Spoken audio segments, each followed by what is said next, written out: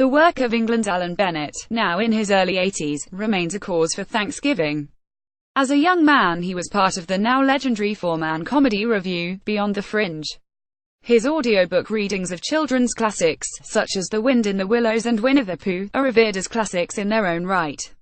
Bennett's many award-winning plays include the historical drama The Madness of King George and the bittersweet comedies The Lady in the Van and The History Boys, all three made into critically acclaimed films. His novella The Uncommon Reader, a comic tour de force, imagines the consequences of Queen Elizabeth suddenly becoming a bookworm. Not least, over the past 3 decades Bennett has brought out 3 exceptionally winning volumes containing his diaries, memoirs and occasional journalism, Writing Home, Untold Stories and Now Keeping On Keeping On. Each has been a major bestseller in England. Lucky England. Keeping On, by Alan Bennett. FSG. To some people, Bennett comes across as a kind of intellectual teddy bear, partly because of his boyish looks and shy demeanor. The less charitable describe him as twee, meaning quaintly sentimental. In one diary entry Bennett himself notes Robert Hanks, the radio critic of The Independent, remarks that personally he can have too much of Alan Bennett. I wonder how he thinks I feel. That self-deprecation is characteristic, but Keeping On, which covers the years 2005 to 2015, also shows us this kindly, cultured man enraged and despondent over the state of England and its increasing nastification.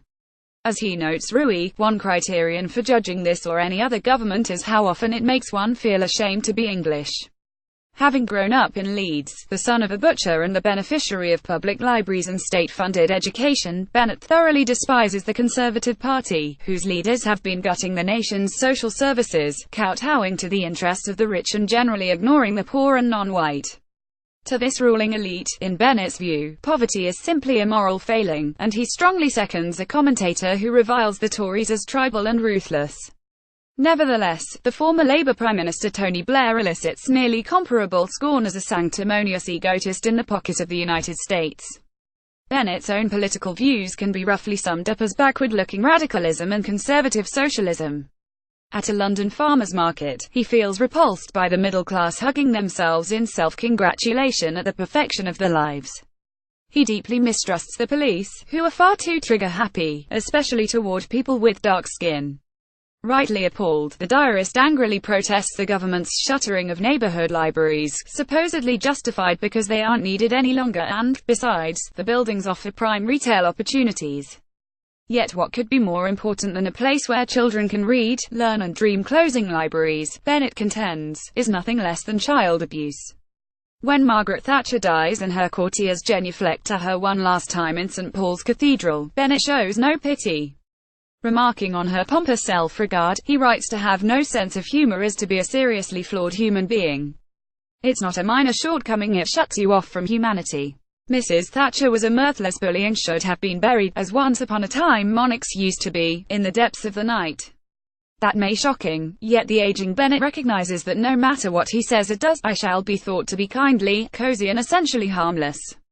I am in the pigeonhole marked no threatened. Did I stab Judi Dench with a pitchfork, I should still be a teddy bear. The author Alan Bennett, Hugo Glendinning. Nonetheless, Bennett resists becoming an old git, adding, but they don't make it easy. Mostly he deals with the vicissitudes of age, cancer checkups, surgery for a stomach aneurysm, worsening deafness, while getting on with new work, including a play, The Habit of Art, about poet W. H. Auden and composer Benjamin Britten. Once closeted, Bennett now describes the quiet pleasures of a civil partnership with journalist Rupert Thomas. He makes sandwiches to take along on the weekend trips to Yorkshire or on visits to old churches and Saxon towers.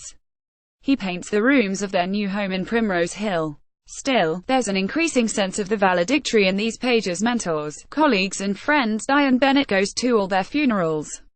He tidies up his papers for donation to the Bodleian Library. While riding his bike, the longtime cyclist suffers an absurd accident and crashes to the ground. Immediately afterward, he scribbles, "It's now 10:30, my coat is filthy, and so am I. I imagine that in the future there is going to be more of this." Such dry humor, about himself and the world around him, is typical of Bennett. Roy Keane has the face of a mercenary. Meet him before the walls of 15th-century Florence and one's heart would sink. The 9th of July. Going round some primary school paintings. Me, there's a good name. James Softly Haynes. My guide, age 9. Excuse me. Are we looking at art, or are we looking at names? While the first half of this massive volume is devoted to Bennett's diaries, the latter 300 or so pages reprint talks about books, the opera and theatre, the texts of 2 unproduced plays and notes made during the filming of The History Boys. Admittedly, some of this material will mystify all but the most Anglophile readers. Nonetheless, Keeping On is the perfect book at bedtime, providing bite-sized diary entries, lively anecdotes and, yes, a quite comforting teddy bearishness, if you allow for the occasional swipe from some surprisingly sharp claws. Michael Durda reviews books every Thursday for The Washington Post. By Alan Bennett for R. Strauss Giroux. 719 pp. $40.